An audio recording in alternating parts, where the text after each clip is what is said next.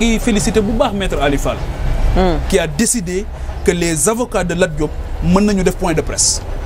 Ah oui. Parce qu'avant, ils n'avaient pas le... Ça, c'est un fait important qui s'est passé. Je vais féliciter Bouba. Il y a le cas Farba aussi. Oui, bien sûr, Farba est malade. Mais c'est du cynisme. C'est de l'humiliation. Oui, mais Torokhal dafa am app aussi. Ah, Farba Ngom, Sénégal, le décret, il y a une garantie de représentation.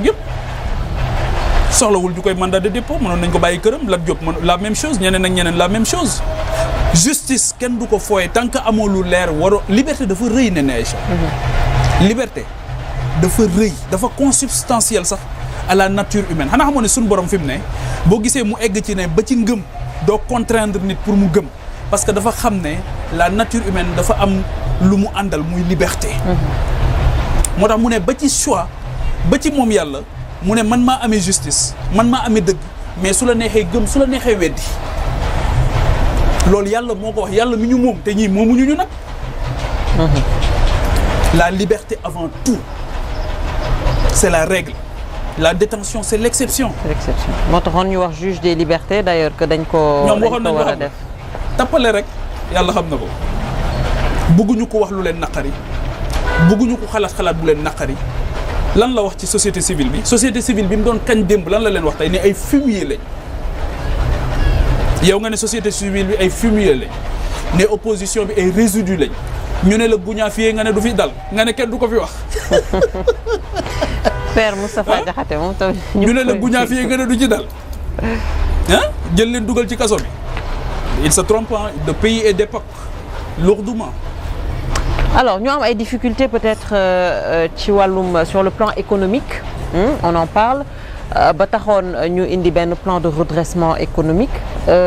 Ci lolou li FMI parce que li taxone lolou yep am premier ministre dafa genn wax ay chiffres yu ñu falsifié.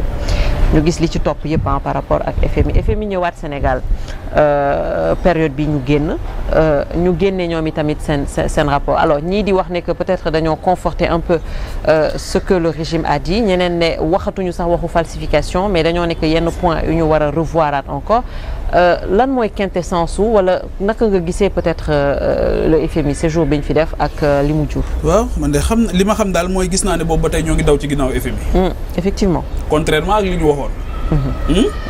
Ñoo ngi wut ngërëmu FMI musuma gis nguur guy wuté ngërëmu FMI nii.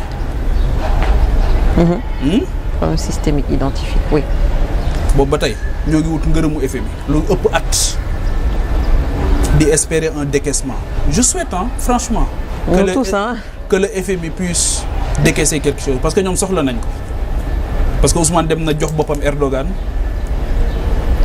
di wut ngërëmu FMI pour ñu dimbali ko.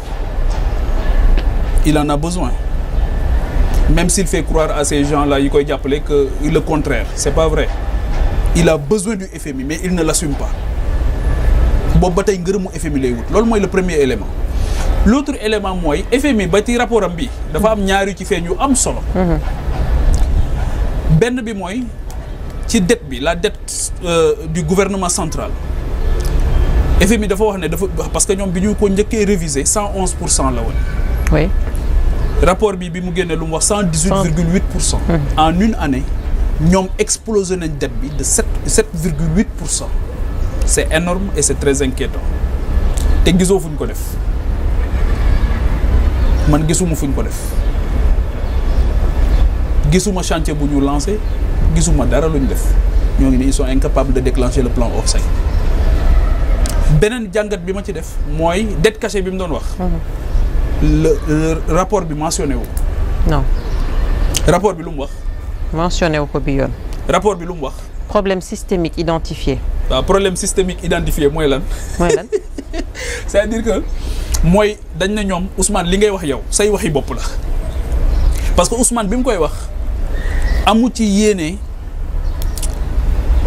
ne lu jublu woon la ñu koy jubbanti lim ci jublu woon mooy yàq deru ñi fi nekkoon. Alors que xamuloon na ñooñu seen der jaxasoo woon na seen image yi jaxasoo woon nag image du Sénégal ba pare moo tax il faut que moom mu def très attention ci déclaration yi muy def parce que dafay dégrader non seulement tu dégrades la note du pays avec son lot de conséquences mais da ngay dégrader l'image du pays parce que am na guddi yoo xamante ni boo génnee nga xëy lire journalu yi Sénégal yi da nga naan Sénégal réewum sàcc la ay sàcc rek a fa ne te réew mi demeewul noonu ñi juba bari ci réew mi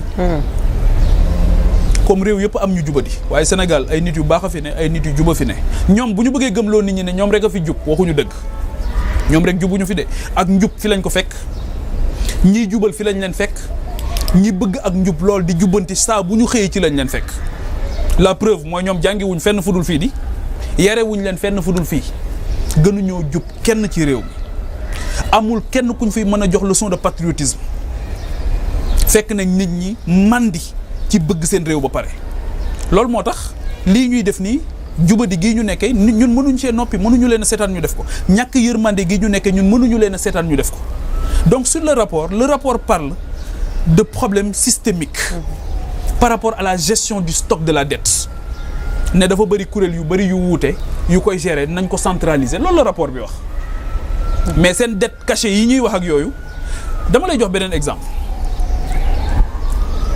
l'inspection générale des finances l'inspection générale d'État la Cour des comptes la BCEAO ak les missions du Fonds monétaire international et de la Banque mondiale waa ñii ñëpp gouvernement du Sénégal mën na leen a nëbb lii lu rëy lii ak waa FMI sax ñoom dañuy am représentant aussi. mais tout le temps léegi ñii ñëpp ma tudd sénégalais yi yëpp man ñoom dama leen a ñeewante sax fi mu ne parce que li ñu leen sànni dafa rëy c'est-à-dire Ousmane nee na ñii ñëpp ay njublang lañ mooy ñi nekk IGE ay njublang lañ ñi nekk IGF ay njublang lañ Cour des comptes moom laa gën a yërëm moom ndax ñoom ñooy certifier les comptes Cour des comptes ay njublang lañ mais les missions du FMI et de la Banque mondiale ñi fi nekk dañ leen doon rouler dans la farine c'est pas possible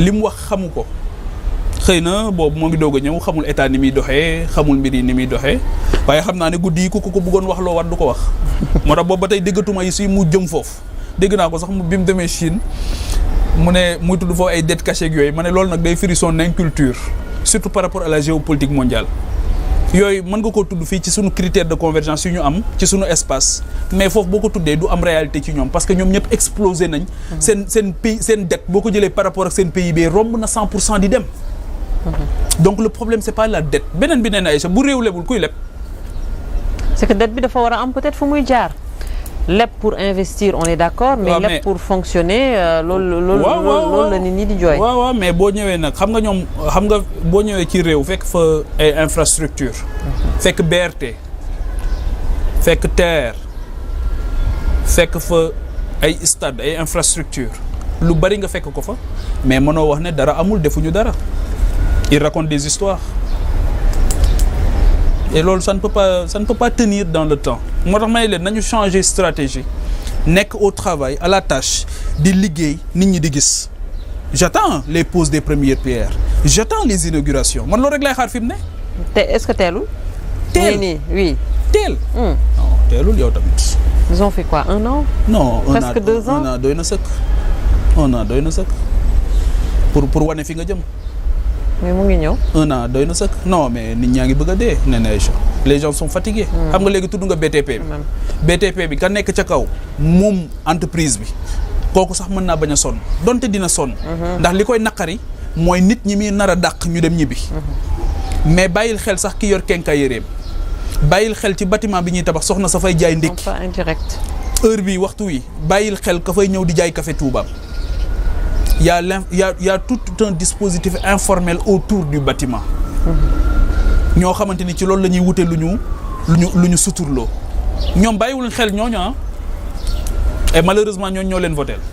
alors dafa am ñu doon wax bi ñu jëlee nguur gi ne que on va peut-être vers des lendemains yu xaw a metti par rapport à cette question économique donc 2025 lañ ko yemale woon est-ce que jàpp nga ne que ça va continuer même ak plan de redressement ñoom bi ñu teg est-ce que jàpp nga ne que peut-être en 2026 qu'on va enfin. man moom bi ñu ko tuddee plan de redressement la gën a tiit xam nga dama doon xaar sax une stratégie de relance. oui mais biñ ne looy redresser ñoom bu ñuy redresser lu ñuy redresser.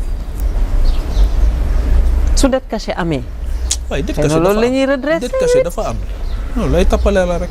waaw mais c'est ça. dette cachée amul la. Pape Djibril mënuñu def communiquer woo gouvernement bi ñu toog ñu saytu waxu dette cachée nga ne dette cachée amul. déglu day leen déglu ñoom ñaar bu Abdourahmane Sarr di wax ak moom li muy wax day déglu discours yi. pour yow du benn. ah oui non c'est totalement différent. c'est totalement différent. D'accord donc gëmoo plan de redressement bi également.